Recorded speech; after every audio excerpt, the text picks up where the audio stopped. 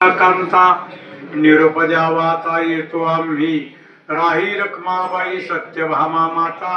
निरोप द्यावाता येतो आम्ही नमस्कार माझा गरुड हनुमंता निरोप द्यावाता येतो आम्ही नामा म्हणे चरणी ठेवून या माता निरोप द्यावाता येतो आम्ही